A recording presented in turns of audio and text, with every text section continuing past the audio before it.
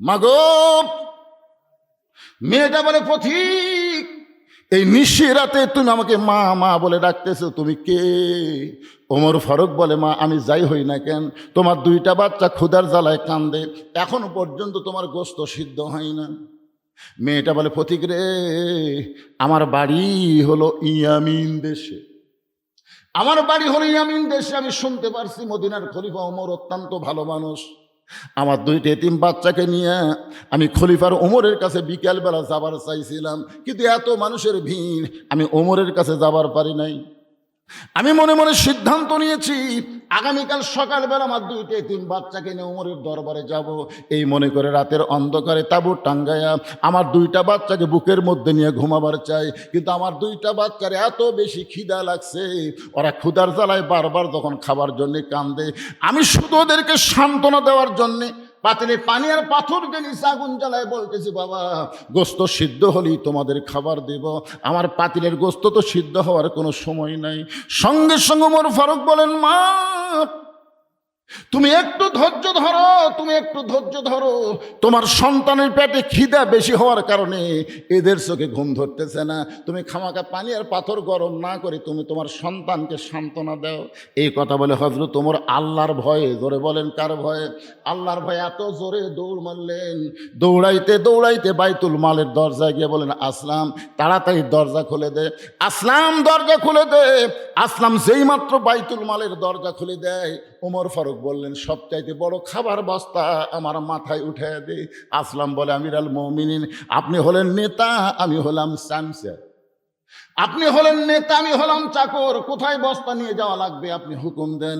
ওমর ফারুক বলে, আসলাম রে, একজনের পাপের বোঝা আর একজন মাথায় নেবে না, দে আমার মাথায় উঠে দে। এবার আসলাম যখন ওমর ফারুকের মাথায় আটার বস্তা তুলে দেয়, ওমর ফারুক এত জোরে দৌড় মারতেছে, পিছন দিক থেকে আসলাম বলে, আমিরুল মুমিনিন, বস্তা মাথায় নিয়ে দৌড়াতে গিয়ে আপনি পড়ে যাবেন, আপনার কষ্ট হবে। ওমর ফারুক আল্লাহর ভয়ে কান্দের বলে, আসলাম রে, সময় মতো যদি জায়গায় পৌঁছাবার না পারি, ওমরকে আল্লাহ জাহান্নামের আগুনে পুড়াবে। আপনারা বলেন তো কার ভয়ে? হাক্কা তুকাতিহি। এক দৌড়ে ওমর ফারুক তাঁবুর নিকটে গিয়ে বললেন, মা তোমার সন্তান দুইটা কি জীবিত আছে? মা, মেয়েটা বলতেছে এখন পর্যন্ত জীবিত আছে। তাহলে তুমি রুটি আর হালুয়া তৈরি করো। মেয়েটা রুটি হালুয়া তৈরি করে যখন ওমর ফারুকের হাতে দেয়, ওমর ফারুক দুইটা বাচ্চাকে দুই উরাতের উপরে নিয়ে রুটি আর হালুয়া ছেড়ে যখন মুখের মধ্যে দেয়, দুইটা বাচ্চা ফ্যাল ফ্যাল করে ওমরের মুখের দিকে তাকায়। কে গো তুমি এই নিশিরাতে বাবার দরদ নিয়ে আমাদেরকে আদর করে রুটি হালুয়া খাও, তুমি কে গো? আমাদের বাবা নাই, আমরা হলাম ইতিম। ওমর ফারুক চোখের পানি মুছে বলতেছে, আল্লাহ এই অধমকে তুমি জাহান্নামের আগুন থেকে হেফাজত করো। মেয়েটা বলে, পথিক ভালো মানুষের গল্প শুনেছি, কিন্তু মানুষ এমন ভালো হয় কোনোদিন কল্পনা করি নাই। আজকে আমি বলে দিলাম, ওমরকে যদি আল্লাহ মদিনার খলিফা না বানায়া তোমার যদি মদিনার খলিফা বানাইতো, এই মদিনা যেন আল্লাহর জান্নাত হয়ে যেত। লিল্লাহে তাকবীর। আব্দুল্লাহ বলতেছে, কে বলেছে? ওসমান গনি। মনে আছে আপনাদের? ওসমান গনি বলতেছে, আব্দুল্লাহ আজকে সবাই নতুন কাপড় পরেছে, আর তুমি পুরাতন কাপড় কেন পরে আসলে? যিনি বলেছেন তিনি হচ্ছেন আল্লাহ নবীর ডবল জামাই। তুইয়া মুইয়া কিন্তু মানুষ না। এটা বলার মধ্যেও কিন্তু হেকমত আছে, আছে না নাই? কথা কন। বহু সাহাবী আছে, কিন্তু কোনো সাহাবী দাঁড়াইলো না। দাঁড়ালো তার নাম কি? এই সবাই কথা কন না কেন? আমার কথা কি শুনতে পাচ্ছেন না? ওসমান গনির আপনারা চেনেন? কিভাবে চেনেন? একদিন আল্লাহ রাসূল ওসমানকে কাছে ডাক দেয়, বলে, ওসমান আল্লাহ তোমাকে কত সম্পদ দিয়েছে, তুমি কি তার হিসাব জানো? তো ওসমান গনি বলতেছি, ইয়া রাসূলুল্লাহ, যেদিন থেকে সম্পদশালীর আল্লাহ যাকাত ফরজ করেছে সেদিন থেকে হিসাব করা লাগবেই। আপনারা বলেন তো, যাকাত যার উপর ফরজ হয়েছে তার হিসাবের দরকার আছে না নাই? শতকরা কয় টাকা? 2.5 টাকা। রাসূল বললেন, তাহলে তোমার সম্পদের হিসাব কি? ওসমান গনি বলতেছি, ইয়া রাসূলুল্লাহ, আপনি এভাবে আমাকে কোনোদিন প্রশ্ন করবেন, আমি প্রস্তুত ছিলাম না। তবে আপনি যখন শুনতে চান তাহলে শোনেন। আল্লাহ আমাকে যে সম্পদ দিছে, এই সম্পদ রাখতে গিয়া যে গুদাম আছে, এই গুদামে তালা দিয়া ওই তালার চাবি টানতে একটা উট হিমশিম খায়। কেউ সুবহানাল্লাহ বলো না পারে? আমার কথা কি আপনার বুঝতে পারতেছেন না? যে আল্লাহ আমাকে এত সম্পদ দিছে, এই সম্পদ গুদামে রাইখা ওই গুদামে তালা দিয়া ওই তালার চাবি টানতে একটা উট হিমশিম খায়। আল্লাহ রাসূল বলে, ওসমান, যে আল্লাহ তোমাকে এত সম্পদ দিছে, সে আল্লাহ যদি সম্পদ ফেরত চায়, কারণ সম্পদের মালিককে কথা কয় না, আপনার বিশ্বাস করে বলতেছেন না এমনি এমনি। তো যে আল্লাহ এত সম্পদ দিছে, সে আল্লাহ যদি সম্পদ ফেরত চাই, তুমি কি করবা? সঙ্গে সঙ্গে ওসমান গনি মারছে দৌড়। ওসমান গনির দৌড় দেখে আইনমন্ত্রী, আল্লাহ রাসূলের আইনমন্ত্রীর নাম ছিল হযরত উমর, আইনমন্ত্রী বলতে, হুজুর, ওসমানের দৌড় দেখে আমার সন্দেহ হলো, আপনি এমন একটা ওয়াজ করলেন, ওই যে দৌড় দিল। রাসূল বলে, ওমর, তুমি যতই আইন কও, অজাতা আজগুবি কোনো কথা বলা যাবে না। ওসমান কিভাবে দৌড় দিল? হুজুর, যে জোরে দিল। আল্লাহ রাসূল বললেন, ইত্তাকু ফিরাসাতাল মুমিনিনা ফাইন্নাহু ইয়ানজুরু বিনুরিল্লাহ। কিছুক্ষণ পরে সমস্ত সাহাবীরা তাকায় দেখে ওসমান গনির যে ওর চাবি বহন করে, ওই ওটটা রশি ধরে ওটটা টেনে টেনে নিয়ে আইছে নবীর কাছে। এসে বলতেছে, ইয়া রাসূলুল্লাহ, আল্লাহ আমাকে যত সম্পদ দিছে, সমস্ত সম্পদ যে গুদামের মধ্যে রাখছি, ওই গুদাম সহ গুদামের তালা এবং তালা দেওয়া চাবি সহ এই উটটা আমি আল্লাহরে দিয়া দিলাম। সঙ্গে সঙ্গে নবী আসমানের দিকে তাকালেন, আল্লাহ, এমন একটা পরীক্ষা করলাম, সেই পরীক্ষায় Osman Gani golden A plus পাইছে। এখন আপনি আল্লাহ ওসমানকে কি দিবেন? আল্লাহ বলে, হাবিব, আমার গানি ডিগ্রি আমি ওসমানকে দিয়া দিলাম। সুবহানাল্লাহ বলেন। ভাইজান, ওয়াজ তো আমি করবই যতক্ষণ বসে থাকবেন, কিন্তু ওসমান গনির মতন ইমান যদি আমাদের থাকে, সম্পদ কে দিছে? আরো জোরে বলেন। এখন যদি আপনাদের কাছে ব্যাগ যায়, রুমাল যায়, 5 মিনিটের মধ্যে আল্লাহ দেওয়ার সম্পদ আল্লাহর ঘর মসজিদে কারা কারা দান করবেন, 2 হাত তুলে একটু আল্লাহকে দেখান তো দেখি। যারা যারা করবেন তারা হাত তুলবেন।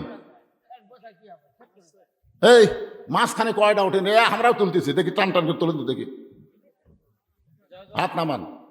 আচ্ছা, কারা কারা দিবেন না তারা হাত তোলেন। যারা দিবেন না, 1 টাকাও দেবো না হুজুর। তার মানে বোঝা গেল না দেওয়া পার্টি একটাও নাই। সবাই আপনারা দিবেন, 10 পারেন, 20 পারেন, 50 পারেন, জীবনের শেষ দান মনে করবেন। আগামীকাল হয়তো বাঁচার কোনো গ্যারান্টি আমাদের নাই, আছে? আচ্ছা, যার বাড়ি এখানে সব চাইতে কাছে, সেই লোকটা হাত তুলে বলেন তো, হুজুর, আমি আজকে মাহফিল শেষ করে বাড়ি যাবার পারবই। একটা লোক বলেন, আমার বাড়ি খুবই কাছে হুজুর। তারপরেও যে আপনি যাবার পারবেন তার কোনো গ্যারান্টি আছে? তো গ্যারান্টি যদি না থাকে, তাহলে আপনার পকেটের টাকার গ্যারান্টি আপনি কিভাবে দিচ্ছেন?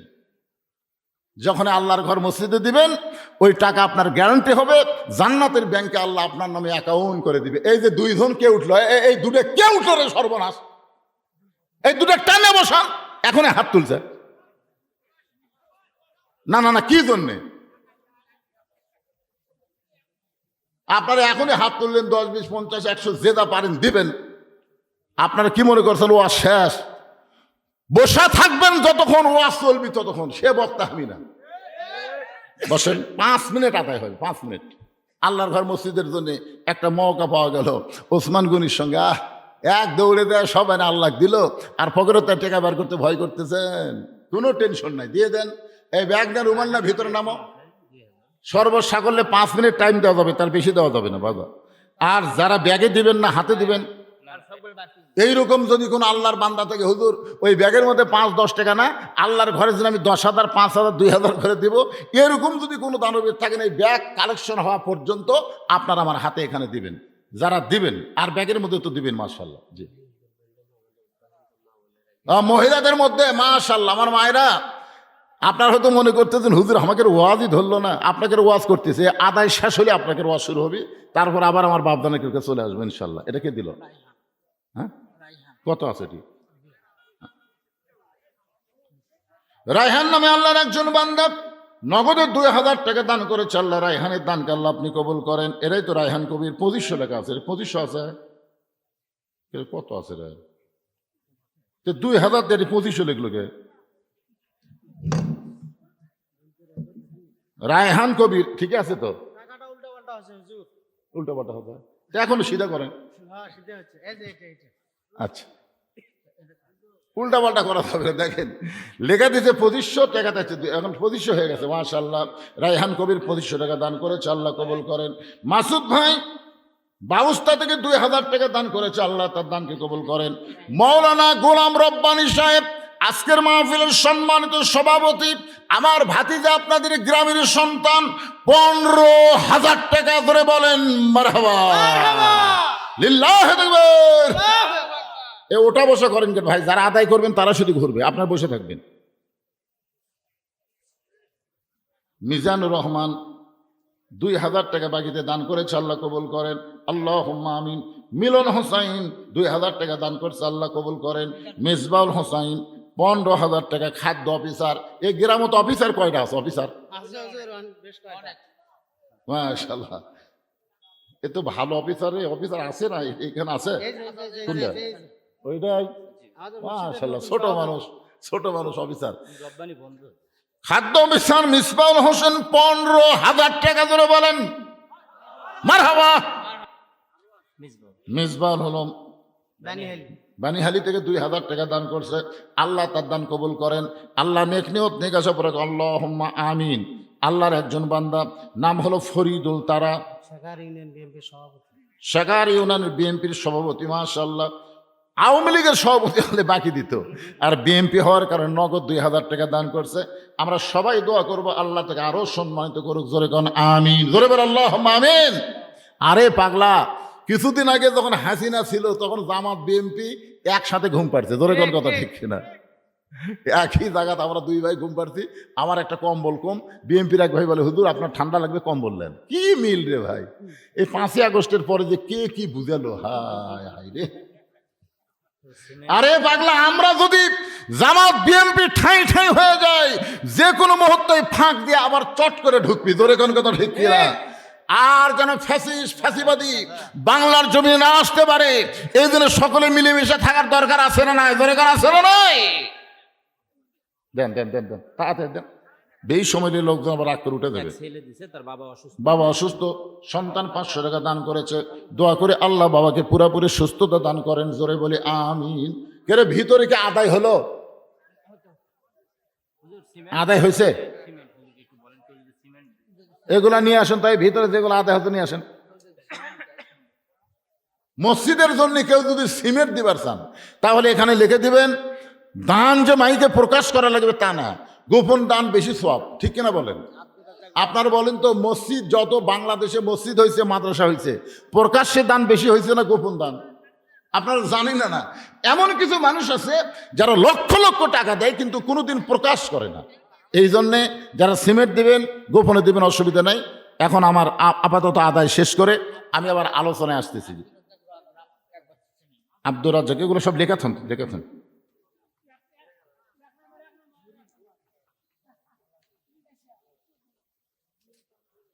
সবাই একটু জিকির করেন। যিনি যেখানে আছেন, যারা গেছে গেছে, অসুবিধা নেই, চলে গেছে, কি হইবে কোন? বহু ধানের ঠিপ দেখা যায়, সবগুলা কি ধান? সবগুলাই ধান। ওই ধানের মধ্যে অনেক সিটা পাতানো আছে, বাতাস না দিলে এটা বোঝা যায় না। যখনই বাতাস দিবেন ধানের মতোই ঢপ, কিন্তু ঠিপের মধ্যে থাকতে পারতেছে না, ওই বাতাসের তাড়াতে উড়ে উড়ে চলে যায়। আদায় যখন শুরু হয় তখন এই সিটা পাতানগুলো থাকতে পারে না, বুঝলেন? এরা উড়ে যায়। তা আপনারা একটু ফাঁকটা পুরা করে সামনে আসেন তো দেখি। এখন এক টানা ওয়াজ চলবে, আসেন সামনে আসেন, আল্লাহর রাস্তায় আসেন, একটু জিকির করেন আর সামনে আসেন। লা ইলাহা ইল্লাল্লাহ, জোরে লা ইলাহা ইল্লাল্লাহ, লা ইলাহা ইল্লাল্লাহ, লা ইলাহা ইল্লাল্লাহু লা ইলাহা ইল্লাল্লাহ লা ইলাহা ইল্লাল্লাহ লা ইলাহা লা ইলাহা ইল্লাল্লাহু মুহাম্মাদুর রাসূলুল্লাহ। সকলে বলি সাল্লাল্লাহু আলাইহি ওয়াসাল্লাম। আমার মায়েরা যে পর্দার অন্তরালে বসে আছেন, আদায় করতে গিয়ে আমার মায়েদের কথা আবার পুনরায় মনে হয়ে গেল। এই মায়েদের জন্য আমি 5টা মিনিট একটু ওয়াজ করবো, বিরক্ত হবেন? কারণ মা যদি ভালো হয়, মা যদি ভালো হয়, ভবিষ্যৎ সন্তান আমরা ভালো পাবো। আল্লাহর একজন মস্ত বড় পয়গম্বর, নাম হলো ইয়াকুব নবী। জোরে কোন নাম কি? ইয়াকুব নবীর নাম আপনারা শুনছেন? ইয়াকুব নবীকে আল্লাহ তাআলা 12টা সন্তান দিছিল। জোরে কোন কয়টা? তার মধ্যে 2টা ভালো, 10টা খারাপ। ইয়াকুব নবী একদিন আল্লাহকে বলতেছে, আল্লাহ আমি নবী হয়ে জন্ম দিলাম, আমার 2টা সন্তান এত ভালো আর এই 10টা এত খারাপ কেন? তা আল্লাহ বলে, ইয়াকুব তোর বউ কয়টা? ইয়াকুব বলতেছে, আল্লাহ বউ তো আমার 2টা। আল্লাহ বললেন, তোর যে বউ ভালো, ওই বউয়ের পেট থেকে যে 2 সন্তান হয়েছে, বনিয়ামিন আর ইউসুফ, এরা 2 জন ভালো। আর তোর যে বউ খারাপ, ওই খারাপ বউয়ের পেট থেকে যে 10টা হয়েছে, এরা খারাপ। এখান থেকে বোঝা গেল বাবা ভালো হলে হবে না, সন্তান ভালো নিবার গেলে মাও ভালো হওয়া লাগবে। ধর এখন কি ভালো হওয়ার কথা কন না কেন? বাবার কাম কি কন তো?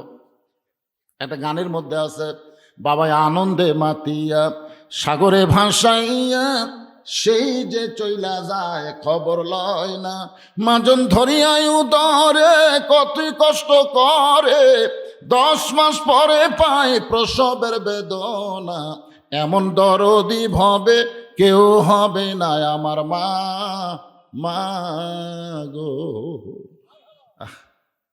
মায়ের কথা মনে আছে? কার কার মা নাই বুঝতে পারতেছেন?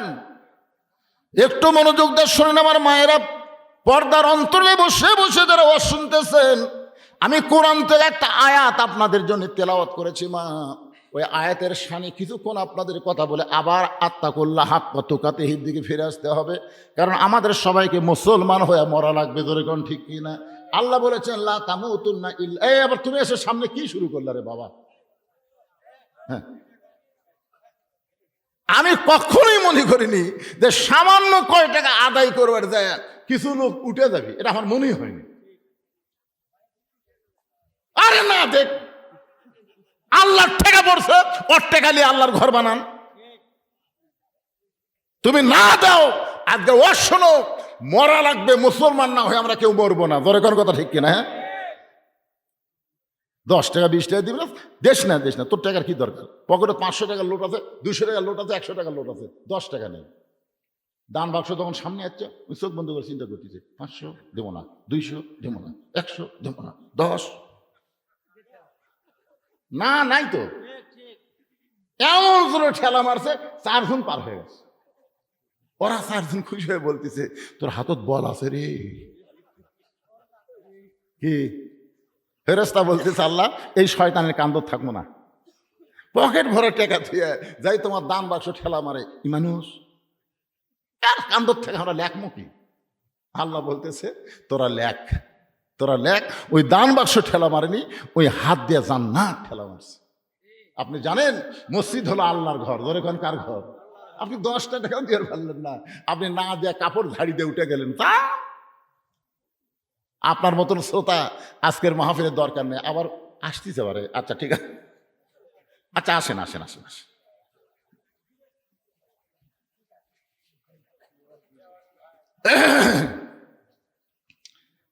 তাহলে একজন মাকে ভালো হওয়ার দরকার আছে না নাই? গভীর রাত্রে আল্লাহ নবী ঘুম থেকে চেতন পাইছে। গভীর রাত্রে চেতন পাওয়ার কারণ হলো খাদিজাতুল কুবরা। আল্লাহ নবীর এই ডান হাতখানা, আমার দিকে তাকান, এই ডান হাতখানা বুকে নিয়ে ফুপায় ফুপায় কাঁদতেছে। রাসূল চমকে গিয়ে বলে, খাদিজা আমি নবী ঘুমাই, দুনিয়ার সবাই ঘুম পাড়ে, আর আপনি গভীর রাত্রে এমন করে আমার হাত বুকের মধ্যে নিয়ে কাঁদতেছেন, কারণ কি? খাদিজা বলতেছে, হুজুর আমার 64 বছর বয়স চলতেছে, যে কোনো সময় আমার মৃত্যু হবে। আল্লাহ রাসূল বললেন, আমার 49 বছর চলতেছে, আপনার 64, আমার 49, এখন বলেন তো কে আগে মরবি? খাদিজা বলতে যে হুজুর তা তো জানি না। তা জানেন না, তাহলে 64 থেকে কাঁদতেছেন তার মানে? খাদিজা বলে হুজুর আমার চোখের পানি বন্ধ হবে তাহলে আপনি যদি আমাকে একটা খুশির খবর দেন। আপনার বলেন তো মা খাদিজার খুশির খবর আছে না নাই? অসংখ্য খবর।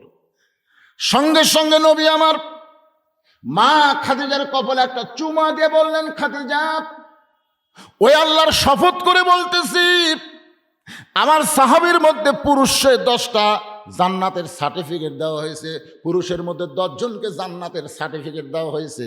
আমার সাহাবীদের মধ্যে 10 জন পুরুষ। জোরে বলেন কয়জন? 1 নম্বর হলো আবু বকর, 2 নম্বর হলো ওমর, 3 নম্বর ওসমান, 4 নম্বর আলী, 5 নম্বর আব্দুর রহমান ইবনে আওফ, 6 নম্বর হলো জুবাইর, 7 নম্বর তালহা, 8 নম্বর সাদ ইবনে আবি ওয়াক্কাস, 9 নম্বর আবু সাইদ, আর 10 নম্বর হলো ওবাদা ইবনুল জাররাহ। এই 10 জনই হলেন আশারে মুবাশশারা। খাদিজা বলে হুজুর আমি কান্দি আপনার হাত বুকের মধ্যে নিয়ে, আর আপনি মরদ মানুষের কথা কন। আমি বলতেছি আমার কোনো খোঁজ খবরে আছে কিনা। রাসূল বলে খাদিজা তাহলে শোনো, পুরুষের মধ্যে আল্লাহ যেমন 10 জনকে জান্নাতের সার্টিফিকেট দিয়েছে, নারীদের মধ্যেও আল্লাহ 10 জনকে জান্নাতের সার্টিফিকেট দিয়েছে। খাদিজা বলে হুজুর এতদিন আমি জানতাম শুধু 10 জন পুরুষকে দেওয়া হয়েছে। রাসূল বলেন খাদিজা শুনবার চাননি বলে তো বলা হয়নি, আজকে যখন শুনতে চান তাহলে শোনেন। পুরুষের মধ্যে 1 নম্বর হলো আবু বকর, আর নারীদের মধ্যে 1 নম্বর জান্নাতে হলেন খাদিজাতুল কুবরা। সঙ্গে সঙ্গে মা খাদিজা চোখের পানি মুছে মুচকি মুচকি হেসে নবীর হাত নিয়ে বলতেছি, ইয়া রাসূলুল্লাহ, ইয়া রাসূলুল্লাহ, আমি যে 1 নম্বর জান্নাতি এ কথা আগে বলবেন না। কি টেনশন, হঠাৎ যদি মরে যায় তোমার খবর কি? রাসূল বললেন 1 নম্বর জান্নাতি। খাদিজার মুখের হাসি দেখে আল্লাহ রাসূল মুচকি হাসি দিয়ে খাদিজার হাঁটুর সঙ্গে হাঁটু লাগায় বললেন, খাদিজা মনে করেন আপনি হলেন আমার বিবি, আমি হলাম আপনার স্বামী, এখন কিন্তু আমার নবী নাই। আসলে ঘরের মধ্যে হুজুর হুজরানি কমই হয়, স্বামী স্ত্রী বেশি হয়। ধরে কর কথা ঠিক কিনা? আমি এখান থেকে ওয়াজ করে বাড়ি যাই, হুজুর খালি 2টা মিনিট যদি টুপি খুলতে দেরি হয় বউ দৌড়ে এসে টুপি খুলে নেয়। কি আর কি মারবেন, ওয়াজ করবেন আবার টুপি খোলেন না কেন? হ্যাঁ, আল্লাহ রাসূল খাদিজার হাঁটুর সঙ্গে হাঁটু লাগায় বলে, খাদিজা আপনি হলেন বিবি, আমি হলাম স্বামী, এই মুহূর্তে আপনাকে একটা প্রশ্ন করব। খাদিজা বলে হুজুর কি প্রশ্ন?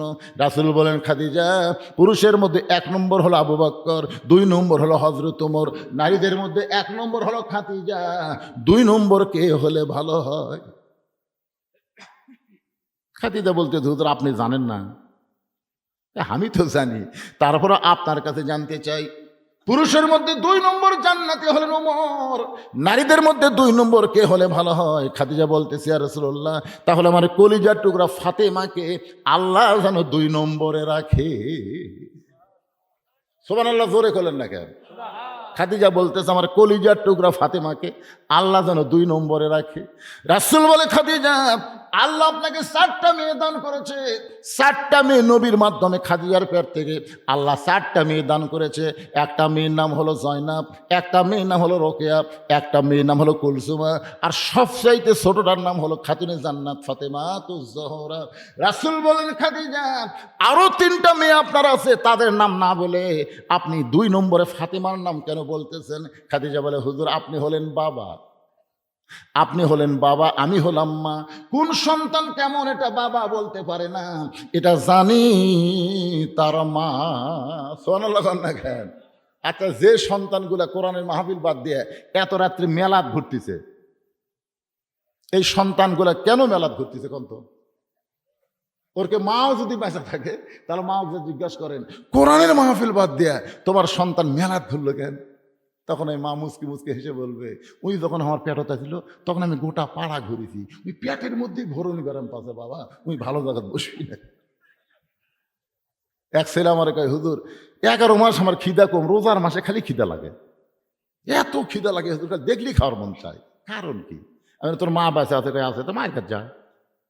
ওই মা বলছে, মা রমজান মাসে আমার খিদা বেশি লাগে কেন? 11 মাসে এত লাগে না। মা বলতেছে তোর দাদি এই সর্বনাশ করছে, তোর দাদি রমজান মাসে তুই যখন আমার পেটে ছিলি তখন তোর দাদি আমার সামনে বলতে, বৌমা এই বছর রোজা রাখা যাবে না, রোজা থাকলে পেটের সন্তান শুকা যাবে।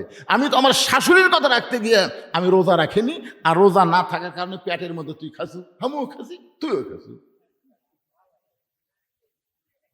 এই জন্য একটা নেপোলিয়ান, একটা খ্রিস্টান বলেছে, ভালো একটা সন্তান যদি চাও তাহলে ভালো একটা মায়ের দরকার। রাসূল বললেন, খাদিজা ফাতেমার ব্যাপারে আপনি কি বলবেন? খাদিজা বলতেছে, ইয়া রাসূলুল্লাহ, আপনি তো জানেন না, জয়নাব যখন আমার পেটের মধ্যে ছিল, জয়নাব দুনিয়াতে আসার সময় আমি প্রসব ব্যথা পাইছি। রোকেয়া যখন আমার পেটের মধ্যে ছিল, দুনিয়াতে আসার সময় আমি প্রসব ব্যথা পাইছি। কুলসুমা যখন আমার পেটের মধ্যে ছিল, দুনিয়াতে আসার সময় আমি খাদিজা প্রসব ব্যথা পাইছি। কিন্তু ফাতেমা যখন আমার পেটের মধ্যে ছিল, আমার পেটের কোনো ওজন আমি বুঝতে পারি নাই।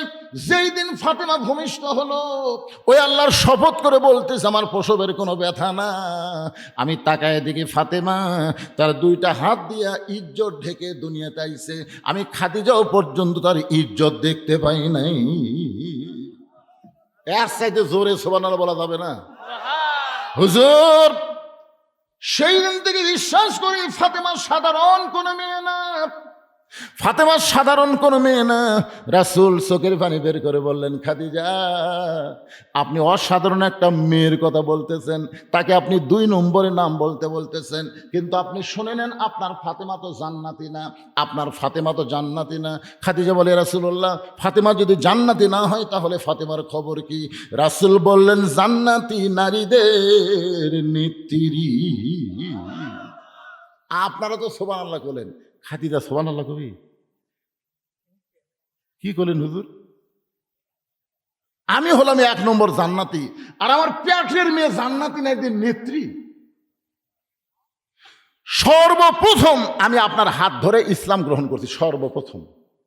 আমার যত সম্পদ আল্লাহ দিছিল আমি সব আল্লাহ ফেরত দিছি, আর তাও আমাকে বাদ দিয়ে ফাতেমাকে আল্লাহ জান্নাতি নারীদের নেত্রী দিল। রাসূল বললেন, অসুবিধা কি, মার মেয়ে তো। খাদিজা বললেন, হুজুর পুরুষ মানুষের মধ্যে কোনো সমস্যা নেই, কিন্তু মেয়ে মানুষের মধ্যে আছে। কারণ কোনো মেয়ে মানুষ তলে থাকবি না, সবসময় খালি উপরে থাকার চেষ্টা করি। কথা কন না কেন? আপনার বলেন যে একই বাড়ির বেটার বউ আর শাশুড়ি, কে উপরে থাকবে? চিন্তা পড়ে গেছে, কিন্তু তাকে বলতে শাশুড়ি তো থাকার কথা, শাশুড়ি থাকার দিন আছে। আমি বলতেছি শোনেন, এই আমার মোবাইল করে বলতেছি, এখন যাবো না, কে ডাকতেছে, ভিতর ডাক দাও। আমি আমার বড় মেয়ে মাছের তরকারি পাক করে আমার খাবার দিতে, বুঝলেন? মেয়েরা কিন্তু খাবার দিয়ে কান ফেলা থাকে, দেখি বাপ কিছু কয় কিনা। আমি মেয়েকে খুশি করার জন্য বললাম, মা পৃথিবীর বহু জায়গায় মাছের তরকারিতে ভাত খাই, তোর হাতে মনে মধু আছে মা। এই কথা যেই কইছি আর এক টুকরা ছিল, ওটাও দিছে। মেয়েটা বলতেছে, আব্বু খাও। আমি দেখলাম আমার মেয়ে তো সেই খুশি, অ্যাঙ্গেল করে তাকা দিকে ওর মাও খালি গাল ফুলে বসে আছে। আমি বললাম, কে গো তোমার কি হচ্ছে? মেয়ের বাড়ি পার হয়ে যান, আপনার মেয়ে পারে, আমি তাই পারি। ও রে বাবা রে, মেয়ের প্রশংসা করলে মা বেজার হয়। এই জাতের নাম হলো নারী জাত। জোরে কোন কথা ঠিক কিনা? এরা কোনো সময় নিচে থাকবি না। খাদিজা বললেন, হুজুর পাল্টে দেন, আপনি আর আমি সবাই কেউ জানি না, এখন থেকে ফাতেমা হবে 1 নম্বর জান্নাতি, আর আমি খাদিজা হব জান্নাতি নারীদের নেত্রী। রাসূল বলে, খাদিজা আমি হলাম ঘোষণাকারী, দেওয়ার মালিক হলো আল্লাহ। আমি হলাম ঘোষণাকারী। মায়ান্তিকু আনিল হাক ইন হুয়া ইল্লা ওয়াহয়ুহা। খাদিজা বলে, রাসূলুল্লাহ তাহলে কোন আমলের কারণে আমাকে বাদ দিয়ে আমার পেটের মেয়ে ফাতেমাকে আল্লাহ জান্নাতি নারীদের নেত্রী বানালো? সে আমলের কথা যতক্ষণ আপনি না বলবেন আমি খাদিজা আপনার হাত ছাড়ব। এমন ভাবে হাত ধরছে যে কোন আমলের কারণে আমাকে বাদ দিয়ে আমার পেটের মেয়ে ফাতেমাকে আল্লাহ খাতুনে জান্নাত ডিগ্রি দিল, এটা যতক্ষণ না বলবেন আমি আপনার হাত ছাড়ব না। সঙ্গে সঙ্গে আল্লাহ রাসূল বলেন, খাদিজা জানবার যদি চান তখন আমার দুইটা প্রশ্নের উত্তর দেওয়া লাগবে। 1 নম্বর প্রশ্ন হলো, আপনি বলেন তো কত বছর বয়সে ঈমান গ্রহণ করছেন? খাদিজা বলতে যে হুজুর ঈমান যখন গ্রহণ করেছি তখন আমার বয়স হলো 55 বছর। আল্লাহ রাসূল বলে, খাদিজা ঈমান গ্রহণ করার আগে আপনি কি ছিলেন? খাদিজা বলতে ঈমান গ্রহণ করার আগে আমি কাফের ছিলাম। আল্লাহ নবী বলেন, খাদিজা তাহলে আপনার হায়াতের জীবনের 55 বছর আপনি কুফুরে হালে কাটাইছেন। এখন বলেন তো আপনার পেটের মেয়ে ফাতেমা কত বছর বয়সে ঈমান গ্রহণ করেছে? খাদিজা বলতেছে, জান্নাতি জান্নাতি, আমার ফাতেমা জান্নাতি হয়ে জন্মগ্রহণ করেছে। আল্লাহ নবী বললেন, খাদিজা তাহলে 1 নম্বরে আপনি ঠকে গেলেন। 1 নম্বর প্রশ্ন আপনি ঠকে গেলেন। আমার 2 নম্বর প্রশ্ন হলো, আমার মুখে আপনার মুখের সাইজ কেমন, আপনার দাঁতের সাইজ কেমন, আপনার গায়ের রং কেমন, এটা দুনিয়ার কত পুরুষ বলতে পারে? আপনি কি তার হিসাব দিবার পারবেন? খাদিজা বলে, রাসূলুল্লাহ 40 বছর বয়সে যখন আপনাকে স্বামী বলে স্বীকার করলাম, ওই সময় মক্কার সবচেয়ে ধনবতী রমণী আমি ছিলাম। এই ধনবতী রমণী হওয়ার পিছনে কারণ হলো আমার অনেকগুলো ব্যবসা ছিল। এই ব্যবসা চালাইতে গিয়া হাজার হাজার পুরুষের সঙ্গে আমার লেনদেন করতে হয়েছে। আমার নাকের সাইজ কেমন, আমার মুখের সাইজ কেমন, আমার দাঁতের সাইজ কেমন, এটা দুনিয়ার বহু পুরুষ বলবার পারবে। রাসূল বলে, খাদিজা তাহলে দুনিয়ার বহু বহু পুরুষ আপনার নাকের সাইজ, মুখের সাইজ, দাঁতের সাইজ বলতে পারে। এখন বলেন তো আপনার পেটের মেয়ে ফাতেমার নাকের সাইজ কেমন, মুখের সাইজ কেমন, দাঁতের সাইজ কেমন, এটা দুনিয়ার কত পুরুষ বলতে পারে? খাদিজা বলতেছে, রাসূলুল্লাহ পর্দানিশী আমার ফাতেমা জন্মের সময় পর্দা নিয়ে জন্মগ্রহণ করেছে। আল্লাহ নবী বলেন, খাদিজা আপনি শুধু মা হওয়ার কারণে জন্মের সময় ফাতেমা পর্দার মধ্যে জন্মগ্রহণ করেছে এইটুকুই আপনি বলতে পারতেছেন, কিন্তু শুনে নেন আমি বাবা নবী হিসাবে বলতেছি, ফাতেমা পর্দার মধ্যে বড় হবে। ফাতেমা শুধু পর্দার মধ্যে বড় হবে না, এই ফাতেমা পর্দার ভিতর দুনিয়া থেকে বিদায় নেবে। দুনিয়ার সমস্ত মানুষ যখন ঘুমিয়ে গেছে, এই গভীর রাত্রে ফাতেমা হযরত আলীর বুকে মাথা দিয়ে ফোঁপায় ফোঁপায় কাঁদতেছে। আলী বলে, বিবিরে এই আরামের ঘুম বাদ দিয়ে কেন কাঁদতেছ? ফাতেমা বলে, স্বামী গো আপনি কি জানেন আমি সবসময় আল্লাহর কাছে একটা দোয়া করেছিলাম, সেই দোয়া আল্লাহ আমার কবুল করেছে। আলী বলে, ফাতেমা দোয়া কবুল হলো খুশির লক্ষণ, কান্দো কেন? ফাতেমা বলে, স্বামী কি দোয়া করেছি আপনি কি শুনবেন না? আলী বলে, কি দোয়া করেছ? বলে, আল্লাহ যেন আমাকে পর্দার মধ্যে মৃত্যু দেয়। আলী মুস্কি মুস্কি হাসের বলে, পাগলি রে, যে সারা জীবন পর্দার মধ্যে থাকলো তার মৃত্যু তো পর্দার মধ্যেই হবে। আর বাংলাদেশের মেয়েরা পর্দা না মানলেও মরার পরে পর্দা হয়। আমি বাংলাদেশের কথা বলতেছি। আপনাদের গোবিন্দগঞ্জের খবর কি? আমার এলাকার একটা মেয়ে মানুষ মরে গেলে 5 কাপড় দেয়। আপনাদের এলাকার কয়টা দেয়? 5টাই দেয়। যে লোকটার বউ মলো ওই লোকটা কিন্তু জানে আমার বউ 5টা কাপড় দেওয়া লাগবে। মরার পরে 5 কাপড় দিয়েছে, বাইসে থাকতে কয় কাপড় দিয়েছে জানে না। লাশটা যখন খাটনি থাকছে তখন ওই একজন বলছে, এই মেয়ে মানুষের লাশ দেখা যায় না, খাটনি ঢাকো। একজন চাদর নিয়ে এসে গোটা খাটনি যেই থাকছে, ফেরেশতারা বলতেছে, আল্লাহ এই মেয়েটা যখন জীবিত আসলো গোটা বাউস্তা গ্রামের সবাই একসিনে, তো মরার পরে 5 কাপড় দিয়ে খাটনি আবার চাদর দিয়ে ঢাকলো, কারণ কি? আল্লাহ বলে, ওই দেশের নাম বাংলাদেশ রে, ওই দেশে জীবিত অবস্থায় মেয়েরা পর্দা না করলেও মরার পরে করে রে, মরার পরে। আপনারা বলেন তো পর্দা কি মরার পরে না মরার আগে? আরো জোরে কন। আমার মায়েরা শোনেন, মরার পরে 5 কাপড় দিয়ে খাটনি ঢাইতে কোনো লাভ নাই। জীবিত অবস্থায় পর্দা করেছেন ফাতেমা, শুধু জীবিত অবস্থায় করে নাই, পর্দার মধ্যে যখন মৃত্যু চাইছে আল্লাহ সেইটা কবুল করেছে। আলী বলতেছেন, ফাতেমা আল্লাহ দোয়া কবুল করেছে, কান্দো কেন? ফাতেমা বলে, স্বামী গো এই মৃত্যুটা কবে হবে আপনি কি জানেন? আলী বলতেছে, ফাতেমা মৃত্যুর খবর দুনিয়ার কেউ জানি না। আপনারা বলেন তো কে কখন মরবে এটা কি জানে? জানেন? আলী বলতেছেন, ফাতেমা মৃত্যুর খবর কেউ কোনোদিন বলতে পারবে না। ফাতেমা বলে, স্বামী গো আল্লাহ যদি জানায়, আল্লাহ যদি জানায় তাহলে কি বলতে পারবে? আলী বলতেছেন, সেটা কারো কারো ক্ষেত্রে যদি আল্লাহ জানায় তাহলে বলতে পারবে। জালিকা ফাদলুল্লাহি ইউতিহি মাইয়াশা আল্লাহু যুল ফাদলিল আযীম। আল্লাহু আকবার। ফাতেমা বলে, স্বামী গো আল্লাহ পাক আমারে জানাইছে আজকে গভীর রাত্রে ফাতেমার মৃত্যু হবে। গাছের গোড়া কাটলে গাছটা যেমন পড়ে যায়, হযরত আলী তেমনি পড়ে গেলেন ঘরের মাঝায়। ফাতেমা মুস্কি মুস্কি হাসতেছে। স্বামীর পড়া দিকে ফাতেমা হাসার কারণ হলো, আপনি হলেন আসাদুল্লাহিল গালিব, আপনি হলেন আনা মাদিনাতুল ইলমি ওয়া আলী বাবুহা। পৃথিবীর সমস্ত আলিমের চাইতে বড় আলিম হলো হযরত আলী। জোরে কান সুবহানাল্লাহ। পৃথিবীর সমস্ত বীরের চাইতে বড় বীরের নাম কি? তাহলে জ্ঞানের দিক দিয়ে কয় নম্বর? বীরের দিক দিয়ে। আর বউ মরার কথা শুনে এরকম সিট পাটাং হয়ে পড়ে গেছে, এটা কয় নম্বর? ফাতেমা মুস্কি মুস্কি হাসতেছে স্বামীর পড়া দেখে। আপনি এভাবে পড়ে গেলেন, আপনি জানেন না এই দুনিয়া থাকার জায়গা না, এই দুনিয়াতে আসলে যাইতে হবে। কোন বনেরই পাখি তুমি, এই ছেলেরা যারা পারো তারা আমার সাথে হু হু করো। কোন বনেরই পাখি তুমি, আইলারে কোন বনে, আবার কোন বনেতে যাইতে হবে, পড়ছে নাকি মনে? মনে পড়তেছে? আমার হীরামন পাখি, আমার প্রাণ প্রাণ পাখি, তোরে কোথায় রাখি পাখি রে, সবই মিশে আর ফাঁকি। বলো বাবা, মিশে মায়ায় বন্দি থাইকা, মিশে মায়ায় বন্দি থাইকা করলাম কত খেলা, পশ্চিমে তাকায় দেখো ডুইবা গেছে বেলা, পাখি রে সবই মিশে আর ফাঁকি। এক পলকের নাই ভরসা, এক পলক, ধরে বলেন কয় পলক? এভাবে তাকায়, এই দিকে তাকাবার পারবেন না, তারও ভরসা নাই। এক পলকের নাই ভরসা, মিশে সকল আশা, কখন বুঝি দারুণ ঝড়ে ভাঙবে তোমার বাসা, পাখি রে সবই মিশে আর ফাঁকি। আমার হীরামন পাখি, আমার প্রাণ প্রাণ পাখি, তোরে কোথায় রাখি পাখি রে, সবই মিশে আর ফাঁকি।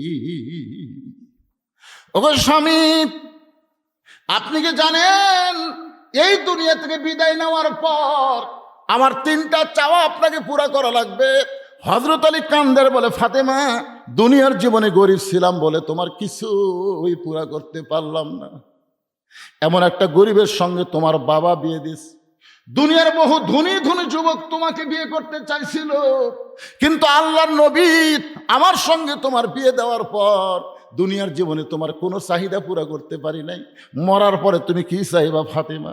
ফাতেমা বলে, 1 নম্বর চা হলো রাতের অন্ধকারে মৃত্যুবরণ করব, রাতের অন্ধকারেই আমাকে দাফন করা লাগবে, দিনের আলোতে আমার পর্দার খেলাপ করবেন না।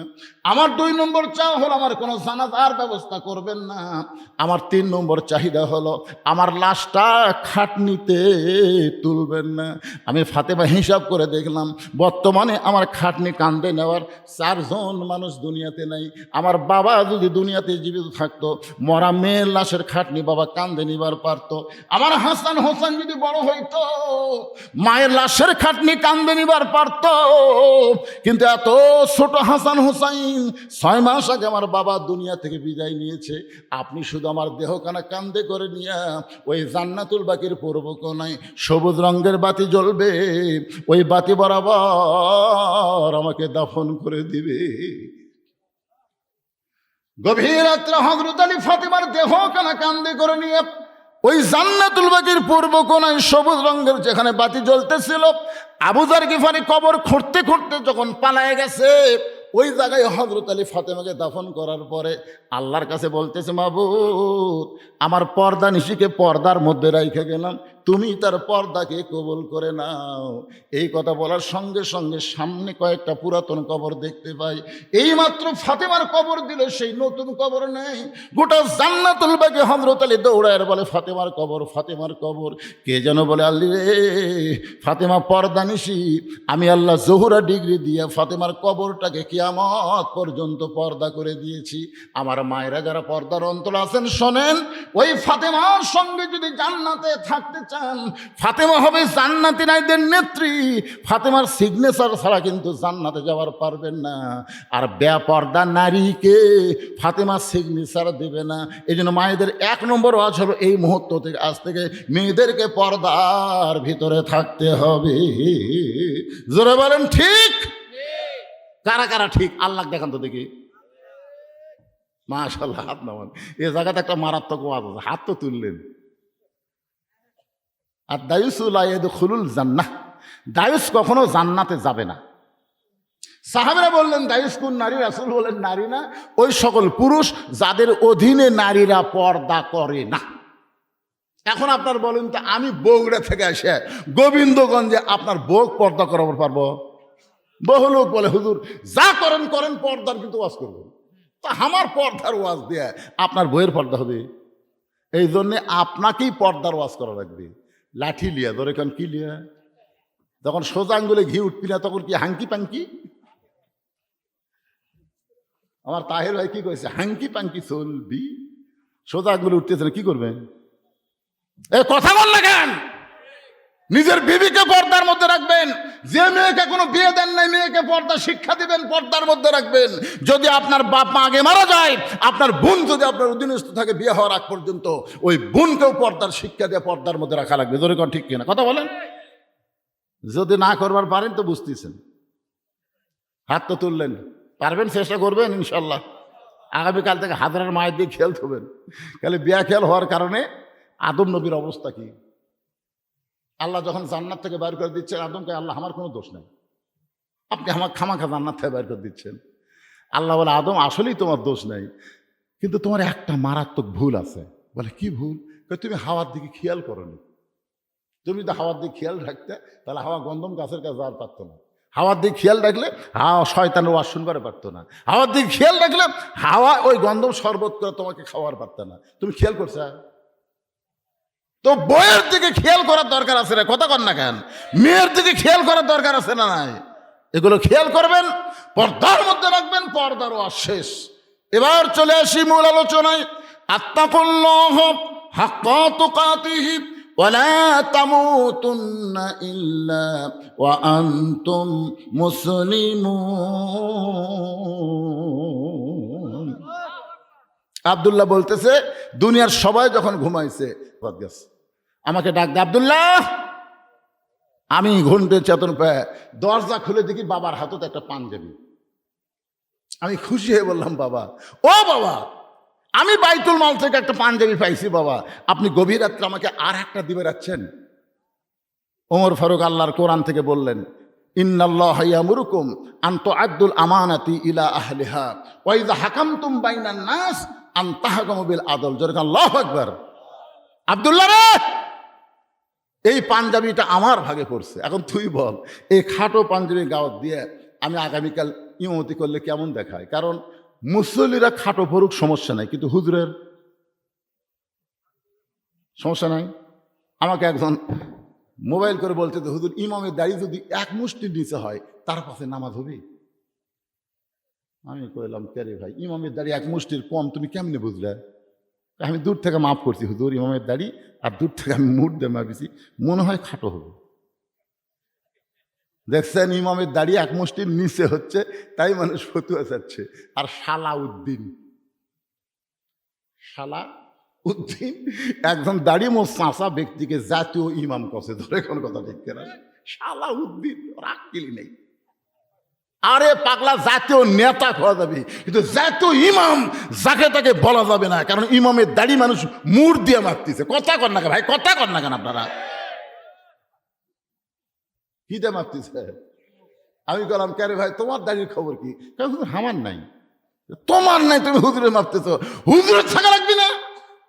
যেই বাংলাদেশে দাড়ি মানুষ মুড় দিয়ে মাফে, সেই বাংলাদেশে দাড়ি মোট চাঁচা কোনোদিন জাতীয় ইমাম হতে পারে না। জরকান পারে, তবে জাতীয় নেতা কবার পারবেন, ইমামতি করা ইমাম বলতে পারবেন না। ইমাম একটা ব্যাপক অর্থবোধক শব্দ। ওমর ফারুক বিন আব্দুল্লাহ, এই খাটো পাঞ্জাবি পরে আমি কেমনে খুতবা দিব, তাই তোর কাছে আইছি বাবা, তোর কাপড়টা যদি আমাকে একটু দান করে দিস। আব্দুল্লাহ বলে, গভীর রাত্রে আমার অংশটুকু আমার বাবাকে দান করে দিয়া বাবার পিছনে পিছনে আমি রওনা দিলাম। বাবা ঘরের মধ্যে ঢুকে তার পাঞ্জাবি আমার পাঞ্জাবি একত্র করে সেলাই করে লম্বা জুব্বা বানায়া সেই জুব্বা পরে খুতবা দেয়। এখন বলো বাবার খুতবা শোনা যায় কিনা যায়? সমস্ত সাহাবীরা চিল্লায় বলে, আল্লাহর কোরআন দিয়ে যখন রাষ্ট্র চলবে, আত্তাকুল্লাহ হাক্কা তুকাতি এমন ভাবে অর্জন হবে, এমন ভালো মানুষকে মুসলমানেরা নেতা হিসাবে দেখতে পাবে। ভালো নেতা যখন দেখবেন, তখন মুসলমান হয়ে মরা কিন্তু কঠিন না। আপনারা বলেন তো, কোন ইবাদত না করলে মুসলমানিত্ব থাকে না? জানেন না? লা সলাতা লা দীনা, যার নামাজ নেই তার কোনো ধর্মই নেই। কেবাদান মাগরিব এসা পড়ছেন, এদের বাবা বলছি মাথা সকালে হবে না তো, চেহারা তো কি যেন কয়। রমজান মাসে এক লোক আমার কাছে বসে বলতে, হুজুর আজকে দিন যে গেল হুজুর, কলজা ফাটে যাচ্ছে হুজুর, ওই এরকম বারবার কোয়াতে আমি ওর কাছে ডাকলাম, কানে কানে বললাম, তুই তো রোজা নাই। হুজুর আমি রোজা নাই, আপনি কেমনে জানলেন? আরে পাগলা, রোজাদারের জন্য দুইটা সুসংবাদ, একটা ইফতারের সময় আর একটা আল্লাহর সাথে দেখা। ইফতার সামনে পেতে হাই হাই হাই করতেছিস, আমার মনে হয় তুই রোজা নেই। হুজুর আপনি কেমনে বুঝলেন? আমি বললাম, পাগলা তোর সোপা দেখি বোঝা যায়, সোপা দেখলি বোঝা যায়। কি ভাবতেছেন? মাগরিব এশার নামাজ বাদ দিয়ে আবার শুনতেছেন ফজর পড়বে? আই রে ফজরের সুবিধা করতো ভাই। আর সালাতু খায়রুন মিনান নাওম যখন মুয়াজ্জিন কয়, উনি আসলে 3.5 হাত, আজান শুনে 2.5 হাত, একেবারে পাও টাইনা বুকের কাছে, মাথার উপর কম্বল দিছে, জানলা দিয়ে তাকায় দেখেন মানে চাউলের বস্তা ঢেকে থসে। কে রে, আগা নাই, পাছা নাই, মাথা নাই, গেল কোথায়? আস্তে করে ঘরের মধ্যে যায়, খালি কম্বল টানতে দেখেন, কম্বলের মধ্যে ওর সাইজ আর সকালবেলা সাইড ঠিবে কুত্তার সাইজ একই সাইজ। আমার সঙ্গে এখন বলা লাগবে, ফজরের নামাজ বাদ দিয়ে ঘুম পাড়ে যারা, কুত্তার আমল করে তারা। আমি যেই বলো ফজর নামাজ বাদ দিয়ে ঘুম পাড়ে যারা, আপনার সকলে জবান করে বলবেন, কুত্তার আমল করে তারা। ফজরের নামাজ বাদ দিয়ে ঘুম পাড়ে যারা, আপনারা ভাবতেছেন হুজুর আগে যাওয়াই ভালো হয়েছিল, টাকা যখন আদায় করলেন তখন যাওয়াই ভালো হয়েছিল। হুজুর আপনি আমাকে মুখ ধরে কি বলে দিচ্ছেন? ভাইজান শোনেন, যদি খালি মনে মনে তওবা করেন আর যদি নিয়ত করেন আজ থেকে ইসলাম বাঁচাবার জন্যে, মুসলমানিত্ব রক্ষা করার জন্যে একটা ওয়াক্ত নামাজ বাদ দেব না, এই নিয়ত করার সাথে সাথে যত নামাজ না পড়ার পাপ হয়েছে আল্লাহ সব মাফ করে দিবার পারে। ধরে কারণ পারে কি পারে না? ধরে কারণ পারে কি পারে না? মসজিদের উন্নয়ন কল্পে মাহফিল। মসজিদের উন্নয়ন মানে কি? টাকা আদায় করা না, মুসল্লি আদায় করা, মুসল্লি আদায়। আপনারা এই বাউস্তা গ্রামের যারা মাহফিল করতেছেন, এই গ্রামে 2টা মসজিদ তো, হ্যাঁ আবার কি ফতুয়া নাকি? ফতুয়া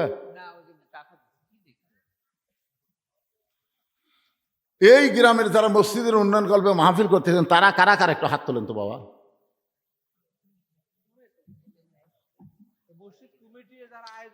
এই আয়োজক যারা আজকের মাহফিল করতেছেন, গোলাম রব্বানি আমার ভাস্তার এই মসজিদের মাহফিলের কারা কারা বাজানরা একটু হাত তোলেন তো বাবা।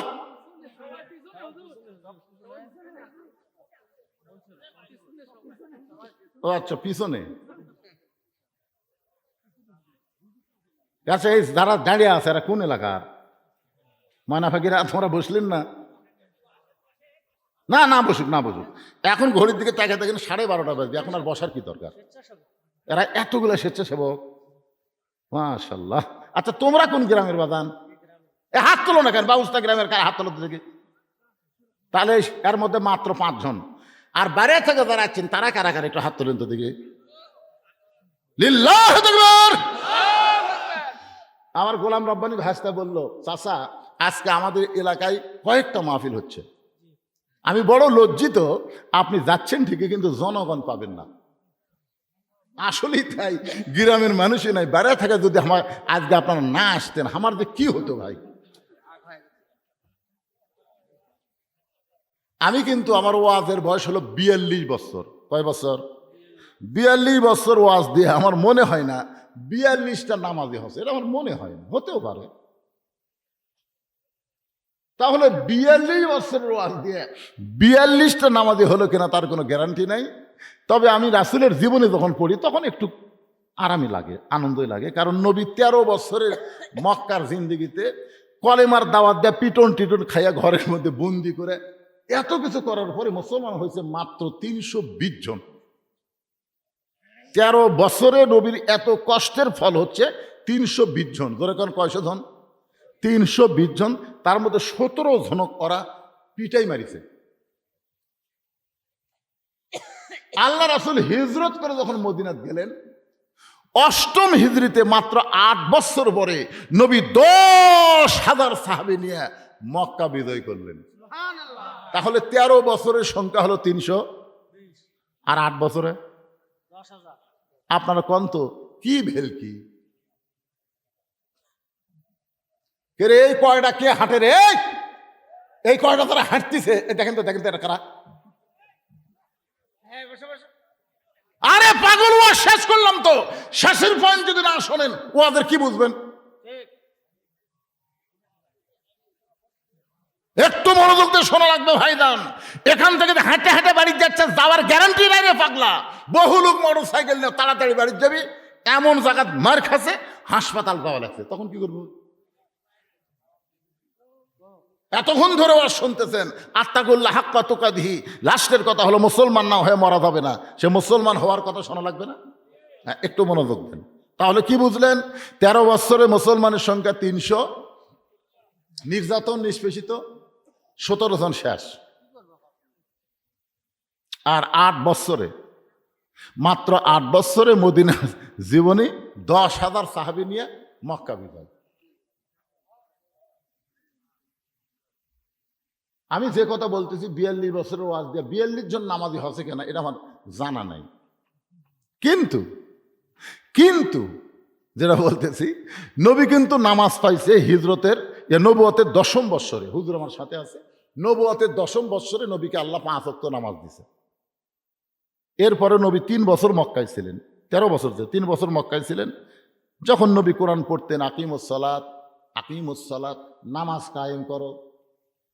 আল্লাহ নবী বলেন, আল্লাহ যতবার আপনি কোরআনে নামাজের কথা বলেছেন, প্রত্যেকবারই নামাজ কায়েমের কথা বলেছেন, কিন্তু নামাজ পাইলাম ঠিকই, কায়েম করার পরিবেশ পাচ্ছি না।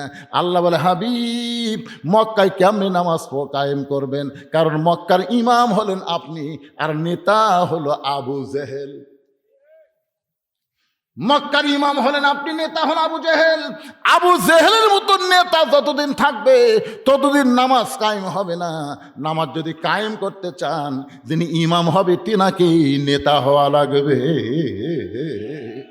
যিনি ইমাম তিনি নেতা। বলে সেটা কবে? বলে সেই ব্যবস্থা হচ্ছে। আল্লাহ তাআলা নবীকে হিজরত করালেন মদিনায়। মদিনার জীবন মাত্র 10 বছর। জোরে কোন কয় বছর? এই 10 বছরে নবী শুধু নবী ছিলেন না, নবী হয়ে গেলেন মদিনার রাষ্ট্রপতি। সুবহানাল্লাহ। যখন রাষ্ট্রপতি চেয়ারে বসলেন, তখন আল্লাহ তাআলা বলে দিলেন, আল্লাযীনা মাক্কান্নাহুম ফিল আরদ। মুসলমানের মধ্যে কাউকে যখন ক্ষমতার চেয়ার দেওয়া হবে, তার 1 নম্বর দায়িত্ব হলো পদ্মা সেতু নির্মাণ করা,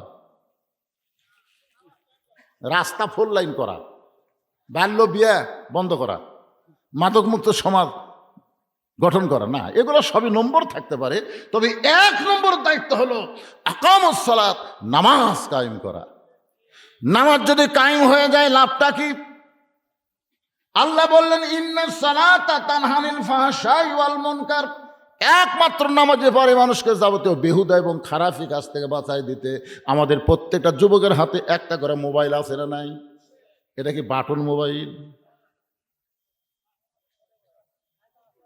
তো যেই মোবাইল আছে, এই ছেলেটা যদি এশার নামাজ পড়ে ঘুমাতে যায়, এশার নামাজ পড়ে যখন ঘুমাতে যায়, ও মোবাইলের কিছু দেখতে চাবে, কিন্তু ওর চোখ খালি বারবার ভালো জিনিসের দিকে নিয়ে যাবে।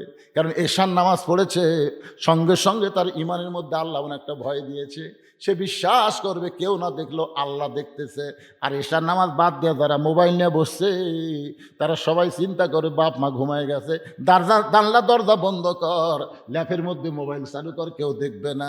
একমাত্র নামাজই পারে মানুষকে যাবতীয় বেহুদ এবং খারাপি থেকে বাঁচাই দিতে।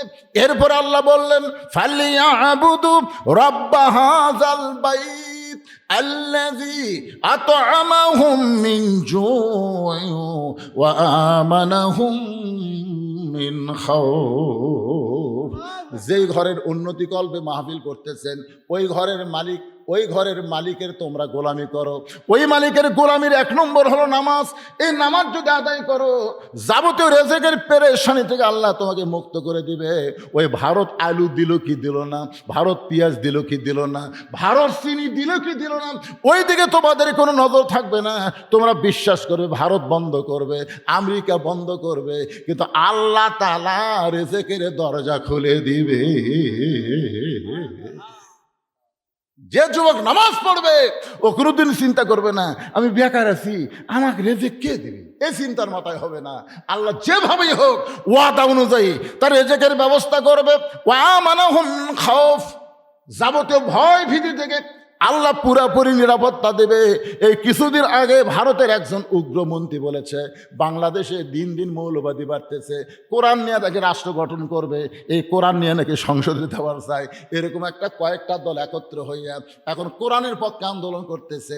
ওই উগ্রমন্ত্রী বলেছে এই হুজুরা তো জানে না রে, তিন দিকে ভারত, একদিকে সাগর, যদি ভারত ধরে এরকে পালানোর কোনো রাস্তা নাই।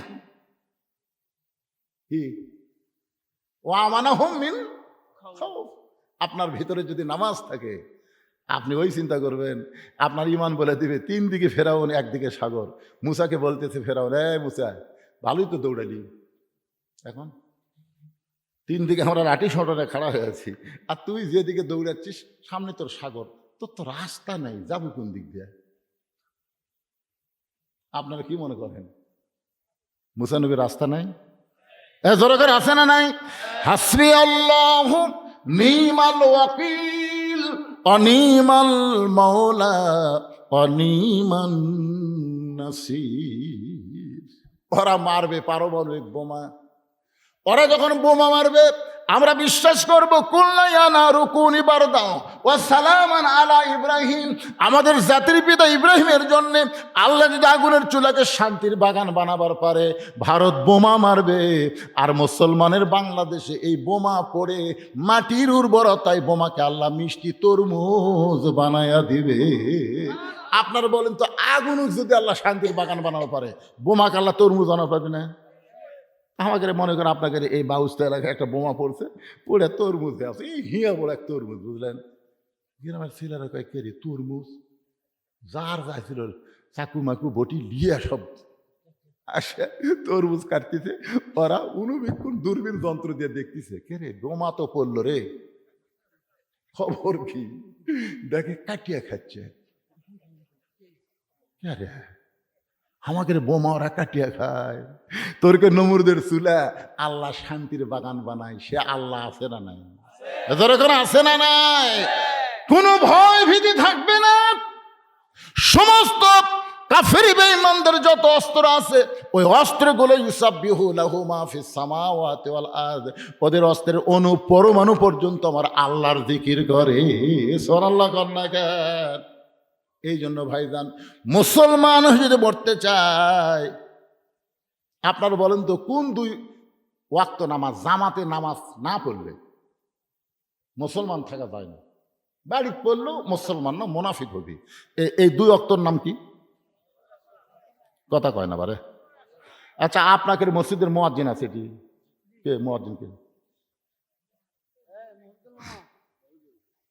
কোনটা? আপনি মুয়াজ্জিন? আচ্ছা ফজরের মুসল্লির খবর কি বাবা, কত হয় না? মোটামুটি আলহামদুলিল্লাহ, হেকমতের ম্যাচ দেওয়া লাগবে না। আসল কথা কোন? 8-10 জন। এই 8-10 জনই হলো মুসলমান, আর যারা বাড়িতে পড়লে আর মুনাফিক। কথা কন না কেন? এটা কি আমার বাপের কথা না রাসূলের কথা?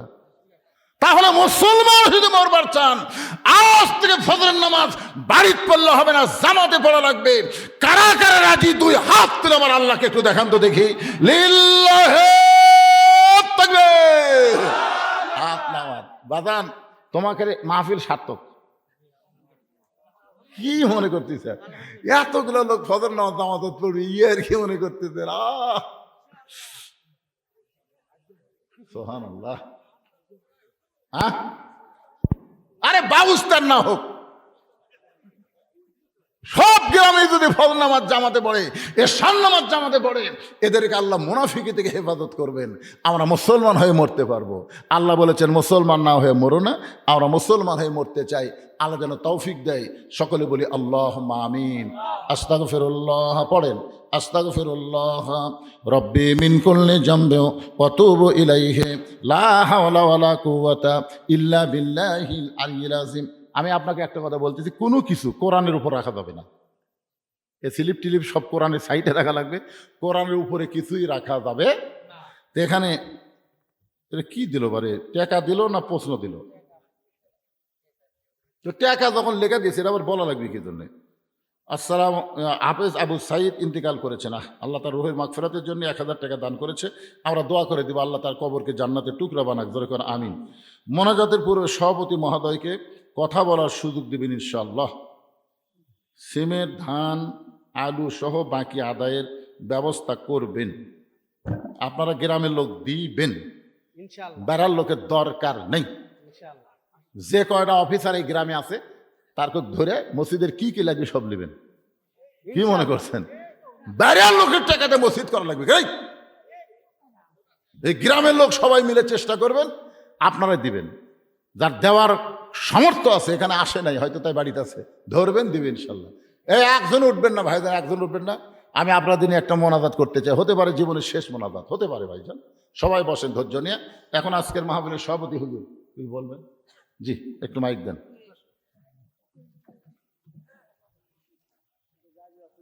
যাবে যাবে দাও।